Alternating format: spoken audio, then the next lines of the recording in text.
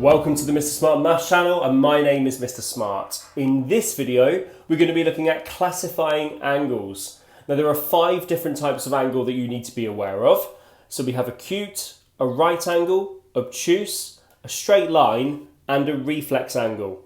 So I'm just going to use this animation to illustrate the 5 different types of angle. We start with 90 degrees, which you can see labelled on the right hand side is a right angle. And if I move this line to create an angle less than 90 degrees, so now angle A is 81 degrees, you can see that the angle is now acute, and any angle that is less than 90 degrees is an acute one. So all of these are acute, 40, 30 and so on, all the way down. Okay, so let's go back up towards 90 degrees. At 90 degrees again we have a right angle, and then when we go bigger than 90 degrees we become obtuse. So obtuse is the word we use for any angle that is bigger than 90 degrees, but less than 180. So as I move this line around and the angle gets bigger and bigger, we're still obtuse until we reach 180 degrees. Now at 180 degrees, can you see that the red line is now a straight line?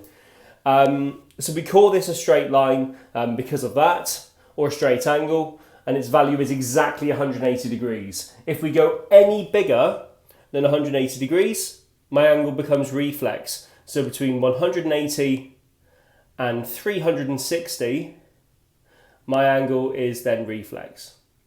And then as we go back to 0 again, and between 0 and 90, it's acute. So let's use that information then to label these angles. We need to colour these angles depending on the size or the type of angle that they are. So let's start with our acute angles. We're looking for angles that are less than 90 degrees. So this one is definitely an acute angle, and so is this one. It's a bit close to 90 degrees, but it's definitely just a bit less. Okay, so let's see if there are any right angles. Now the right angles, we label them slightly differently than other angles. So this one and this one are right angles, and can you see the squared off labelling there, which denotes that it's a right angle? The obtuse angles then are bigger than 90 but smaller than a straight line or 180. So that's this one and this one. My straight lines are the angles that are exactly 180, so this one and this one, which leaves me with one more example, meaning that this angle here is a reflex angle. Be sure to check out the Mr. Smart Maths channel on YouTube, and don't forget the website mrsmartmaths.com. See you again soon.